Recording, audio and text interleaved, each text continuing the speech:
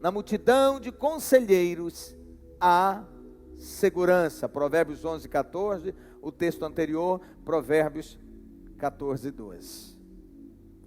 Nosso tema hoje é: para quem não ouviu conselhos. É o nosso tema. Para quem não ouviu conselhos. Todos nós tomamos ou corremos o risco de tomar decisões erradas. Às vezes agimos crendo que estamos totalmente cobertos de razão. Quantas decisões tomamos sem pensar, ao sabor da emoção, como alguns dizem, no fígado? Quantas decisões tomamos em que Deus fala, mas a gente não consegue ouvir, discernir? E o fato é que nós acabamos por colher os resultados de tudo isso. E eu introduzo esse tema para falar sobre um incidente, uma ocasião na vida do apóstolo Paulo, que lhe acarretou muitas dores, mas que ainda assim Deus estava presente e com a sua infinita graça o conduziu. Isso acontece conosco tantas vezes. Porque Deus sabe a diferença quando nós erramos, mas não é que a gente está querendo errar. Quando nós queremos tomar a decisão certa. Então Deus conhece a motivação do nosso coração. Às vezes estamos fazendo as coisas de forma sincera, mas ainda assim errado. Mas outras vezes nós fazemos errado, sabendo que estamos fazendo errado, que estamos agindo errado, que estamos no caminho errado. Aí é diferente. Vamos lá. Esse incidente é quando Paulo decide ir a Jerusalém ou voltar a Jerusalém para participar da festa de Pentecostes. Isto é, aquilo, e para mim isso é muito claro, e eu já vi muitos teólogos, mestres, doutores em teologia, fazerem conjecturas a respeito da questão do espinho na carne de Paulo. Já vi gente falar que era problema nas vistas. Eu não creio que era, porque a Bíblia diz que Deus o curou, mandou Ananias orar por ele, ele foi curado. E fazem várias conjecturas a respeito. Já vi alguns também dizerem que o espinho na carne que Paulo fala era a perseguição dos judeus, e eu acredito que esse era o seu tormento, o seu espinho na carne. Onde Paulo ia, os judeus iam bagunçar, perseguir, armar, manipular, distorcer. Quantas vezes eles o atacaram, o feriram, armaram as mais diversas ciladas. Teve vezes dele sair apedrejado, ou ser apedrejado e tirado da cidade como morto. O que ele pregava, eles vinham atrás desfazendo tudo.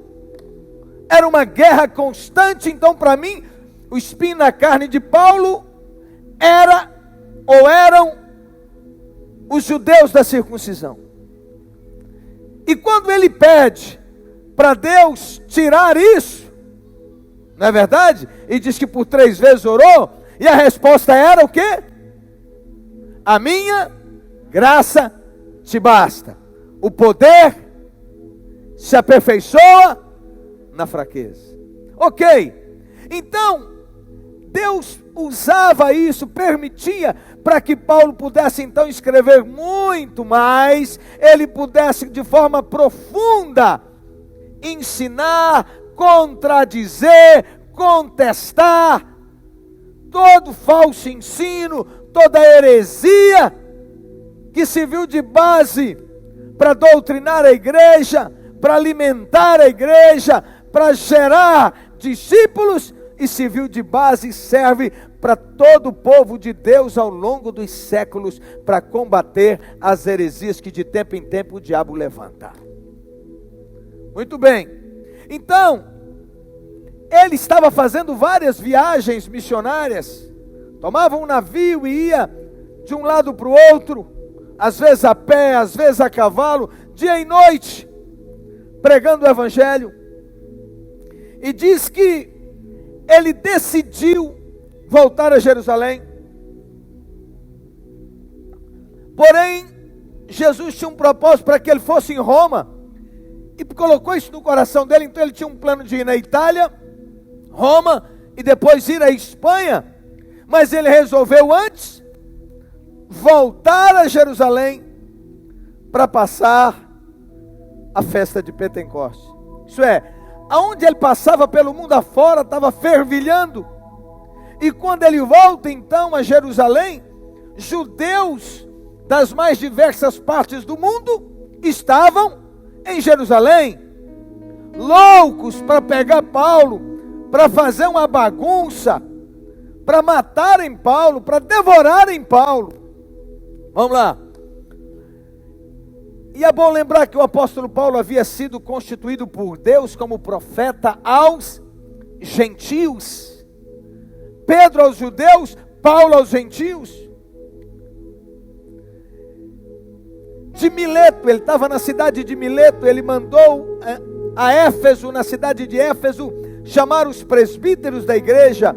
Atos 20, versículo 17, diz assim: e agora, constrangido em meu espírito, vou para Jerusalém, não sabendo o que ali me acontecerá. Isso é, era coisa do espírito dele, não era do Espírito de Deus. Preste atenção.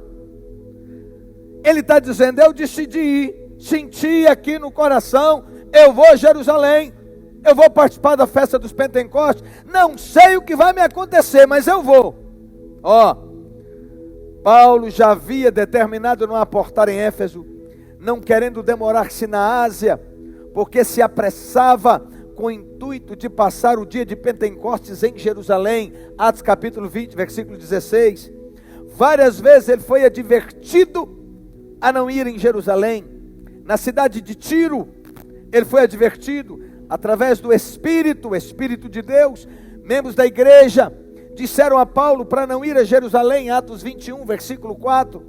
Encontrando os discípulos, permanecemos lá durante 7 dias, e eles, movidos pelo Espírito, recomendavam a Paulo que não fosse a Jerusalém. Passados aqueles dias, tendo-nos retirado, prosseguimos viagem, acompanhados por todos, cada um com sua mulher e filhos, até fora da cidade nos acompanharam e ajoelharam na praia, oramos juntos e despedimos-nos uns aos outros. Então embarcamos e eles voltaram para casa. Atos 21, versículo 4 e 6. Então os irmãos disseram para ele: não vá a Jerusalém, o Espírito de Deus está dizendo para você não ir. Em Cesareia, Paulo foi novamente advertido, e Cesareia está pertinho de Jerusalém. Demorando-se ali alguns dias, desceu da Judeia um profeta chamado Ágabo, e vindo ter conosco, tomando o cinto de Paulo. Olha, você vê como o tanto que Deus foi claro. Tirou o cinto dele, pediu: me dê seu cinto. Ele entregou o cinto, ligando ele os próprios pés e mãos, declarou: isto diz o Espírito Santo, assim os judeus em Jerusalém farão ao dono deste cinto e entregarão nas mãos dos gentios. Tudo muito claro ou não? Claríssimo. Meu Deus, quando ouvimos essas palavras, tanto nós como os daquele lugar rogamos a Paulo que não subisse a Jerusalém. Então ele respondeu: que fazem vocês chorando e quebrantando o meu coração? Isso é, amolecendo o meu coração. Paulo era um homem extremamente focado, extremamente atento, ligado, determinado. Essa é a palavra que eu queria. Extremamente determinado. Deus está dizendo, está usando pessoas. O Espírito Santo usa um profeta que vem de fora para falar com ele, pega o cinto dele, amarra os pés e mãos e está dizendo: vão fazer isso contigo e vão te entregar para os gentios. Isso é, para os italianos, para Roma. Então ele respondeu: por que vocês estão chorando e amolecendo meu coração? Pois eu estou pronto não só para ser preso, mas até para morrer em Jerusalém pelo nome do meu Senhor. Como, porém, não o persuadimos, isso é, nós não conseguimos fazê-lo mudar de ideia, conformados, dissemos, faça-se a vontade de Deus. E passados aqueles dias, depois de feitos preparativos, subiram para Jerusalém. Atos capítulo 21, 10 a 15.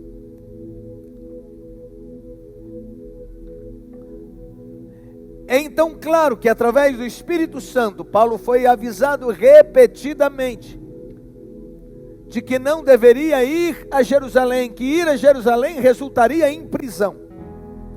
Outros crentes também, guiados pelo Espírito Santo, disseram a ele que não fosse, teimou e foi. Quando ele chega em Jerusalém, que ele vai encontrar os apóstolos, falaram para ele, a cidade está agitada, o povo vai te perseguir, está uma loucura só com o seu nome nessa cidade. E Paulo então, veja o que diz a palavra, Atos 21, 30 a 36, agitou-se toda a cidade, havendo concorrência do povo, o povo correndo de um lado para o outro, e agarrando a Paulo, arrastaram-no para fora do templo, porque ele foi ao templo para cultuar. Foi lá arrastar ele, tirar do templo. Imediatamente foram fechadas as portas, procurando eles matá-lo. Chegou ao conhecimento do comandante da força que toda Jerusalém estava amotinada. Então, este, levando consigo os soldados e centuriões, correu para o meio do povo. Ao verem chegar o comandante e os soldados, pararam de espancar Paulo. Se o comandante não chega na hora, eles tinham matado ele. Aproximando-se o comandante, apoderou-se de Paulo e ordenou que fosse acorrentado com 2 cadeias, perguntando quem era e o que havia feito. Na multidão uns gritavam de um modo, outros gritavam de outro, não podendo ele, porém, saber a verdade por causa da multidão alvoroçada. Ordenou que Paulo fosse recolhido à fortaleza. Ao chegar às escadas, foi preciso que os soldados o carregassem por causa da violência da multidão, pois a massa de povo seguia gritando, mata-o, mata-o. Tomando o vulto a celeuma, temendo o comandante que Paulo fosse despedaçado por eles, mandou descer a guarda para que o retirassem dali e o levassem para a fortaleza. Atos 23, 10. Parágrafo, o que podemos aprender com essa parte? Primeiro, preste muita atenção nisso, porque Deus pode estar falando com você. Às vezes estamos tão decididos em um propósito, que não ouvimos nada e ninguém, e nem a Deus. E o pior é que a gente está no engano, achando que Deus está aprovando, que Deus está conosco, pois pensamos que estamos ouvindo a sua voz. A palavra é grande erro. Segundo, Paulo estava fazendo a coisa errada, mas seu propósito era correto. Isso é, ele queria ir em Jerusalém, passar o Pentecostes. Tinha mal nisso? Estava fazendo o que era correto. Porém, ou o propósito era correto, mas fazendo a coisa errada. Foi avisado várias vezes por Deus para não ir. Quantas vezes temos boas intenções no coração, mas tomamos decisões erradas? Um provérbio antigo dizia que de boa intenção o inferno está cheio. Já ouviu esse provérbio? De boa intenção o inferno está cheio. 3. Corremos o risco de confundir nossa vontade com a vontade de Deus. Este grande risco todos correm, todo mundo, mas, preste atenção, corre mais risco ainda as pessoas que têm personalidade forte, porque elas são decididas, elas são de ação, elas põem uma coisa no coração e elas fazem. Agora eu queria que você parasse para pensar. As decisões que você tem tomado nos últimos anos, Você ouviu a Deus ou você ouviu o seu coração?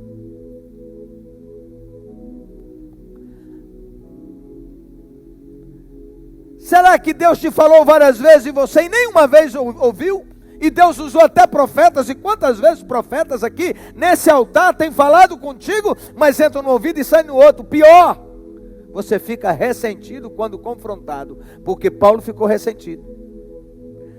Depois que o profeta Ágabo pegou o cinto dele, amarrou os pés, amarrou as mãos e disse: vão fazer isso com o dono desse cinto. E toda a igreja: Paulo, pelo amor de Deus, não vá, Deus está falando, todo mundo sente que você não deve ir. E ele então fica ofendido, ele repreende os irmãos: por que vocês estão chorando e amolecendo meu coração?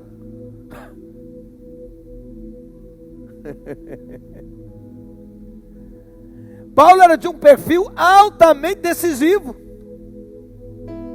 um perfil altamente dominante, que toma decisões e não quer saber se vai trazer dores ou não. Ele decidiu. E eu pergunto: quantas vezes você toma decisões que afetam a sua vida, afetam a sua família, trazem dores para você, trazem dores para a sua família, mas você não percebe, ainda que seja confrontado?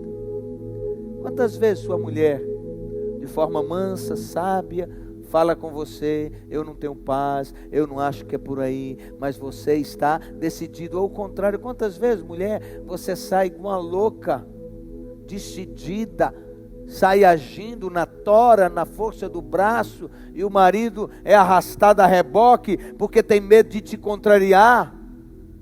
Porque se te contrariar, além de zoar com ele, jogar na cara dele os defeitos todos, você ainda põe ele na seca?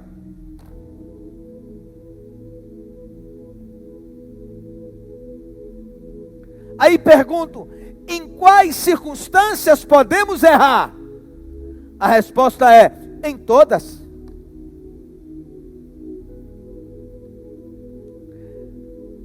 Vou dar algumas dicas. Erramos quando estamos apaixonados por uma pessoa, ficamos cegos. Sim ou não? Todo mundo está falando, não dá certo, não vá.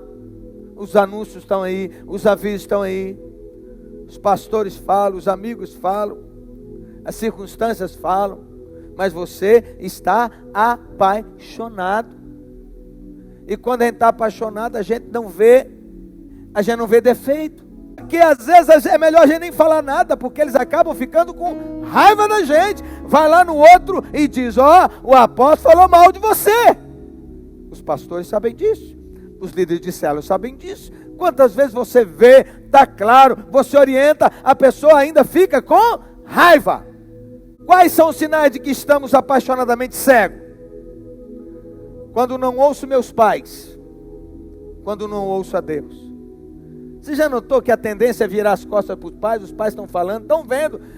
Pai pode ter menos cultura do que você, meu filho, minha filha.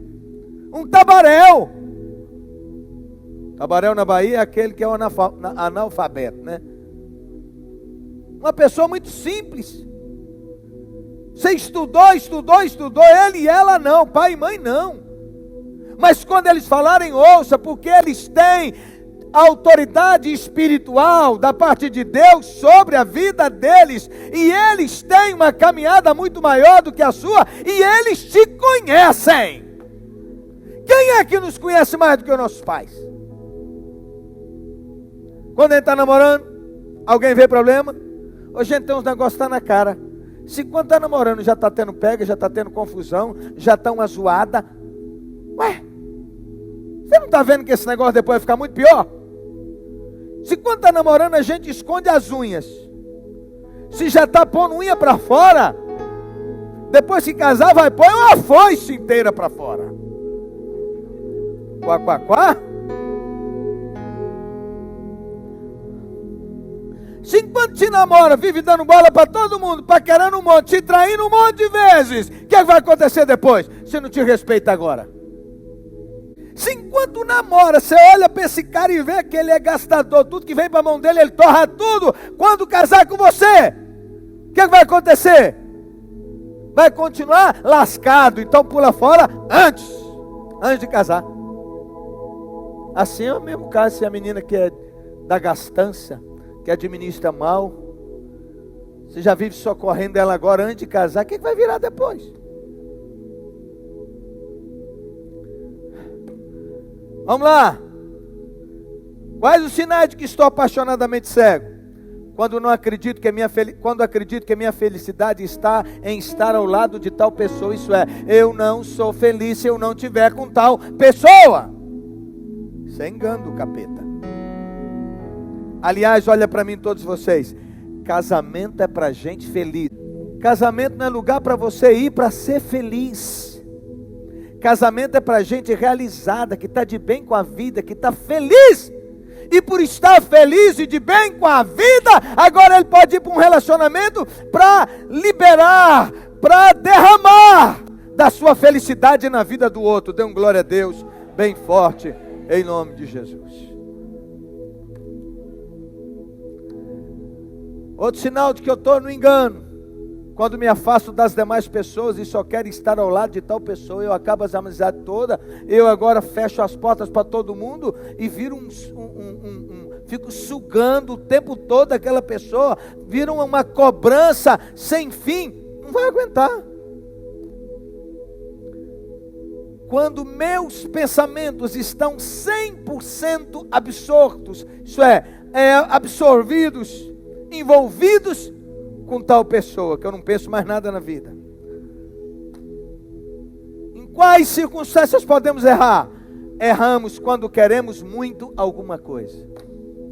Diga bem forte: a minha felicidade não está nas pessoas, não está em coisas. A minha felicidade está em Deus. Põe mais retorno para mim aqui, meu filhinho, por favor. Pode aplaudir Jesus.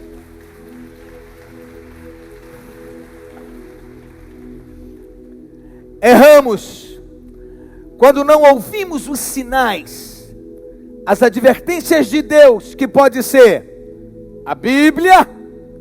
Diga comigo: Deus fala através da sua palavra.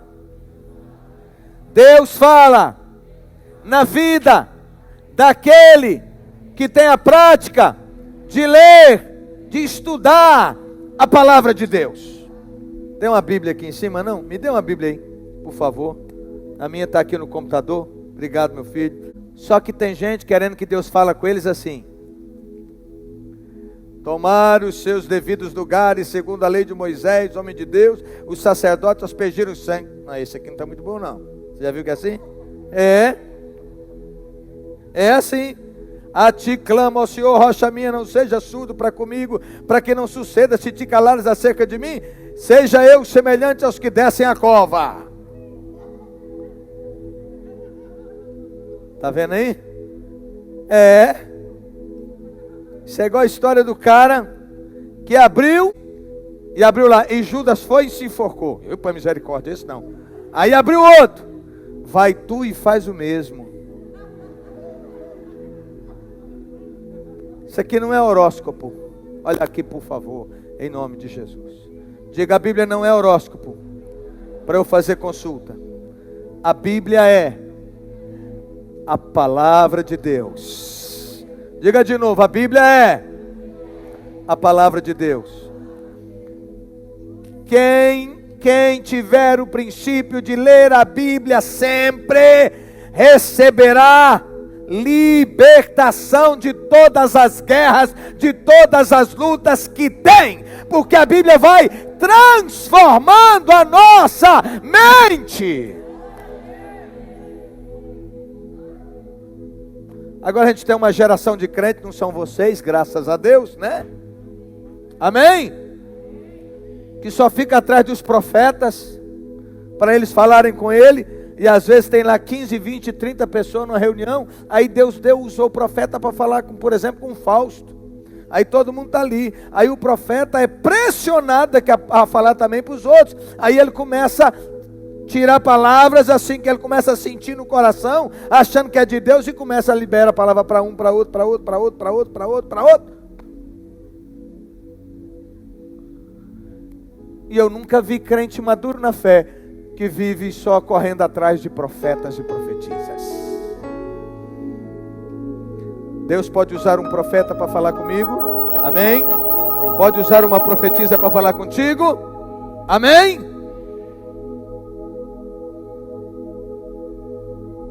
Deus pode fazer isso.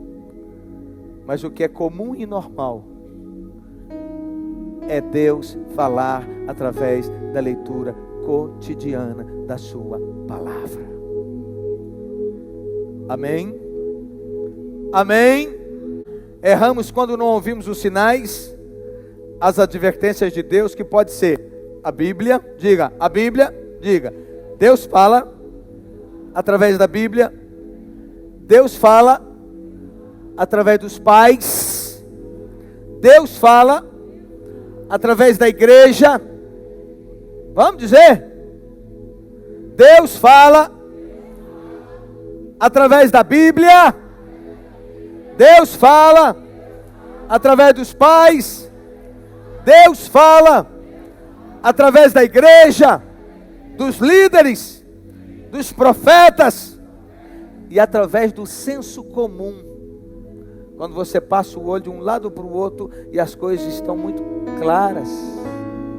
A Bíblia diz que na multidão de conselhos há sabedoria.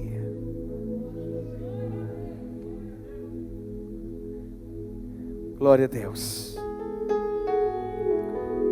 Às vezes tomamos decisões erradas. Nosso coração nos engana. Engana ou não engana?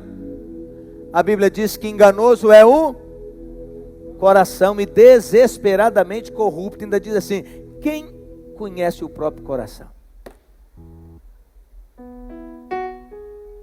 Então põe dedo de profeta, vira para o lado de quem está perto de você e fala assim: seu coração é enganoso. Abra teu olho. Fica atento. Coração engana. Coração pende para o mal, para as coisas erradas. Nosso coração é corrupto. Ok. Às vezes tomamos decisões erradas, nosso coração nos engana, as pessoas nos enganam, as circunstâncias nos enganam. Às vezes nós tornamos o nosso caminho mais espinhoso. Às vezes escolhemos a pessoa errada para casar. Eu já falei aqui hoje. Se estiver num relacionamento que suga todas as suas energias, que te afasta de Deus e da igreja e dos irmãos da fé, você está no engano. Que ao invés de te promover, te abençoar, te levar a buscar Deus, está te afastando das coisas de Deus, e o negócio é só carne. Eu vou falar bem rasgado. Ô gente, depois que começa um tal de rala-rala, beijo demorado, meu irmão, acabou. Pode orar do jeito que quiser, que não ouve mais a Deus não, só vai ouvir sim. Só sim. Depois que começa um aperta, beijo demorado, beijo de língua demorado, leva a palpar os seios, aí acabou. Nem anjo fica perto mais. Aqueles anjos que a sua mãe pôs lá para tomar conta de você, tudo da linha vira a cara. Só a capetada que vem.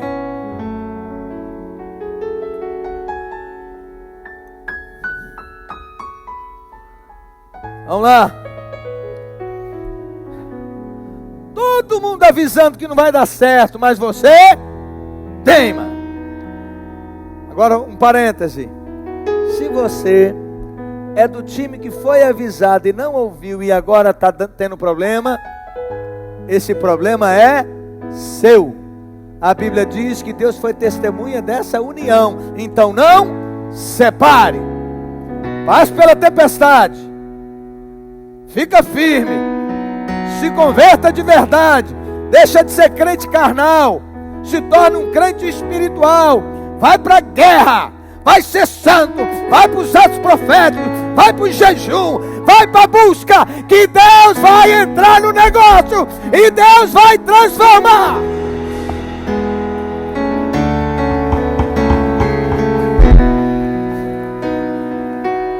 Quando você resolve buscar Deus para valer e tá as guerras do casamento, aí a sua oração muda. Aí você para de ficar orando para Deus mudar o cônjuge. Aí você começa a orar para Deus mudar você.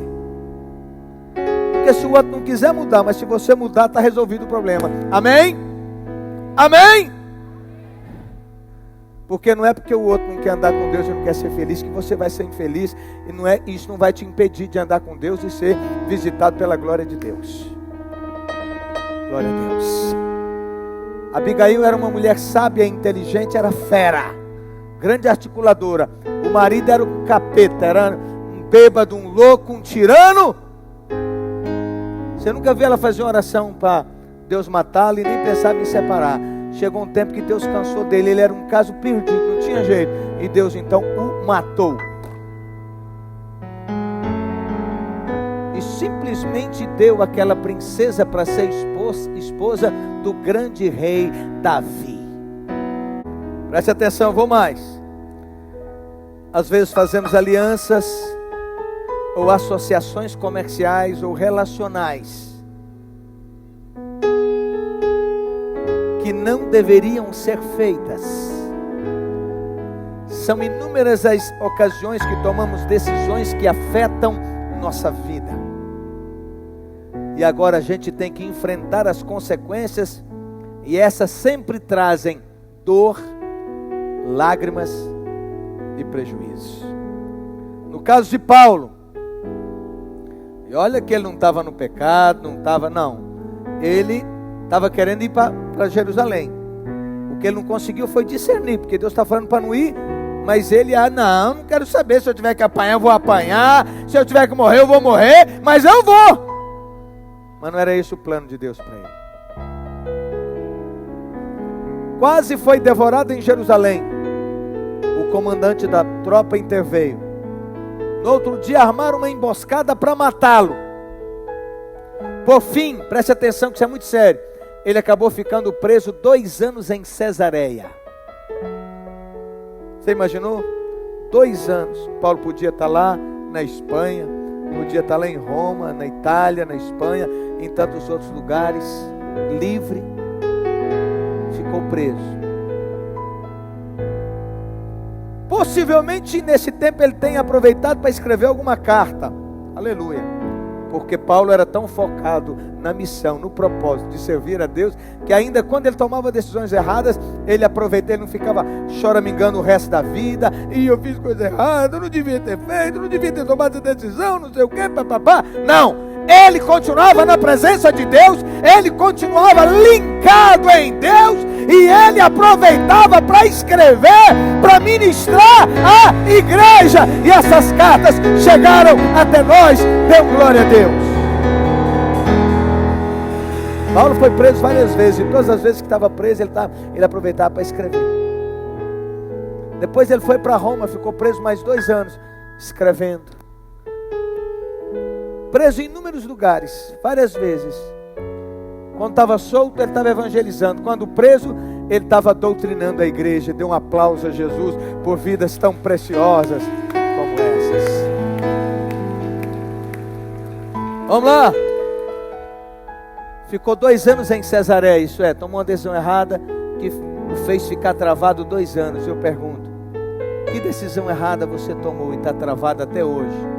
Tem gente que está travada há 2, 3, 5, 10, 30 anos.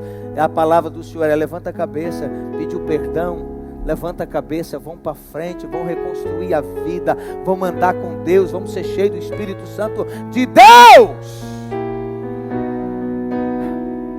Por fim, Paulo apelou para ser julgado por César, o imperador. Então ele teria que ser mandado para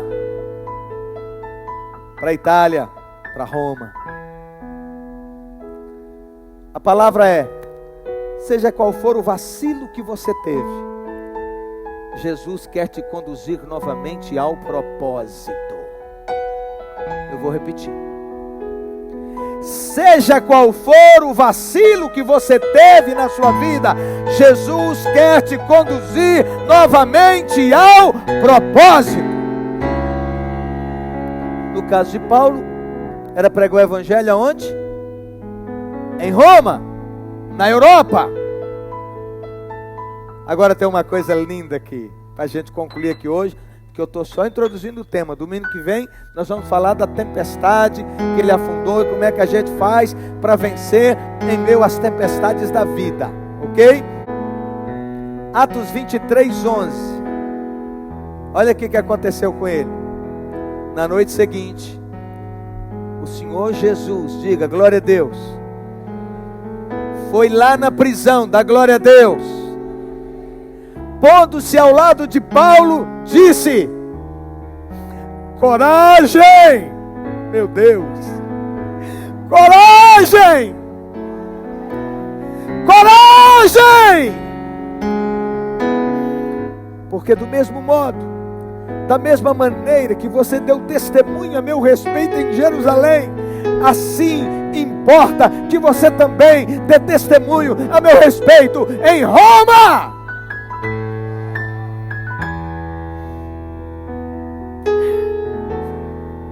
Jesus não esmaga a cana quebrada.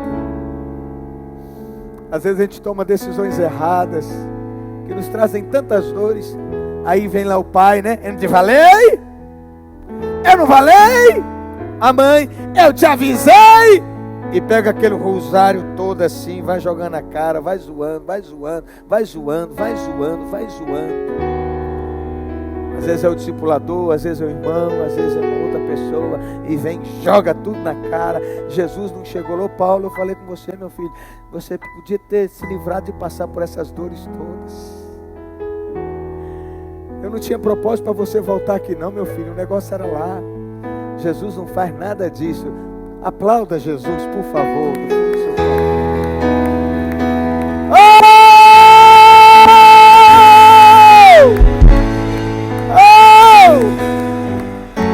Feche os seus olhos e diga: Jesus não esmaga a cana quebrada. Quem aqui já viu lamparina, pavio de lamparina? Quando apaga, aí o pessoal vai lá e faz o quê? Com cigarro também é assim, né? Quando quer apagar, ou joga a guimba fora, ou então... E diz a Bíblia que ele não apaga o pavio que fumega. O que quer dizer? É que ainda tem aquilo que ainda de chama ainda na sua vida. Aquilo que ainda tem sinal de fogo ainda na sua vida. Aleluia. Jesus manda te dizer que ele não veio para apagar. Esse ministério é o do capeta, é o do diabo, que vem para dizer, não tem mais jeito, você tomou as decisões erradas na sua vida, não tem mais jeito. Não, Jesus vem para consertar. Ele não vem para ficar jogando na sua cara. Ele vem para dizer: coragem, coragem.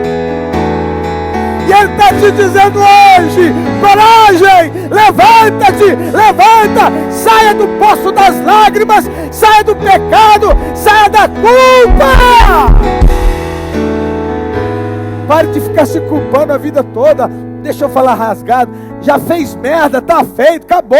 Para de mexer com ela para parar de feder. Levanta no meio da merda, em nome de Jesus, dos problemas, das decisões erradas que você tomou, do pecado.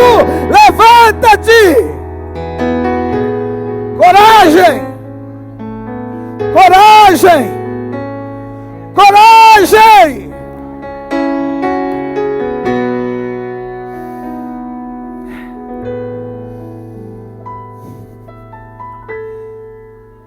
Se estava passando algum sentimento de culpa, de frustração por não ter ouvido, conseguir discernir a voz de Deus, se estava, acabou ali.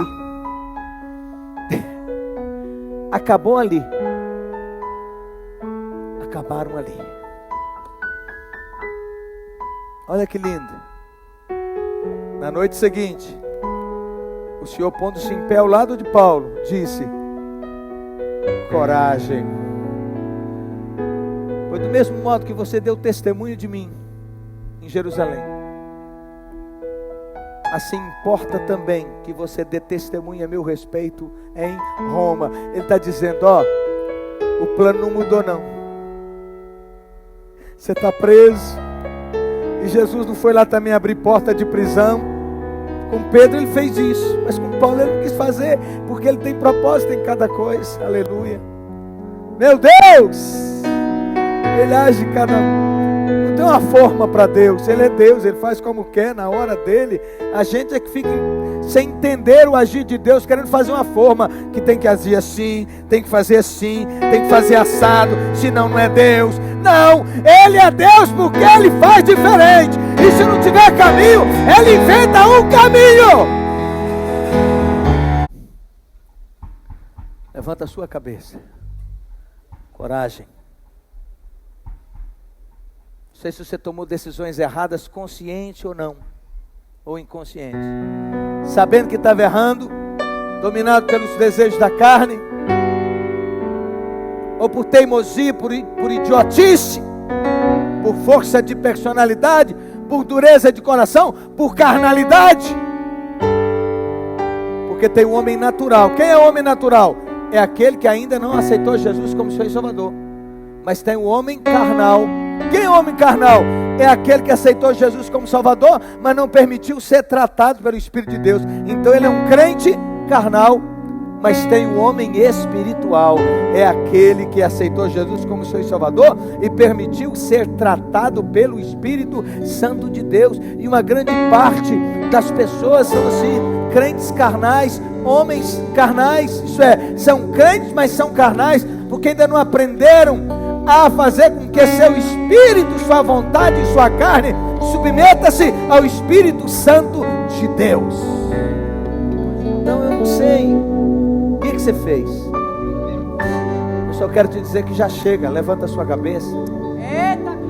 Você não já pediu perdão? Deus já te perdoou, já te liberou. Saia do poço das lágrimas, da acusação, da culpa. O diabo fica aí te culpando a vida toda, te jogando na mente toda hora as coisas erradas que você fez. Saia disso em nome de Jesus. Diga comigo: Senhor Jesus, Senhor Jesus, eu entendi a palavra. Eu me levanto em resposta ao confronto, à palavra. Lava-me com teu sangue, purifica-me, perdoa-me. Muito obrigado, porque o Senhor não vira as costas para mim. Muito obrigado, porque o Senhor não me abandona. Senhor Jesus, eu ouvi a tua voz dessa noite, me dizendo: coragem, coragem, levanta-te. Você não vai ficar aí, você não vai ficar prostrado, você não vai ficar preso. Levanta-te. Eu tenho um plano. Diga, eu tenho um plano perfeito para a tua vida. Eu recebo essa palavra em nome de Jesus. E me levanto hoje do rio de lágrimas. Me levanto do pecado, da desobediência, da teimosia. Me perdoa por não discernir a tua voz, por não ouvir a tua voz. Perdoa-me em nome de Jesus.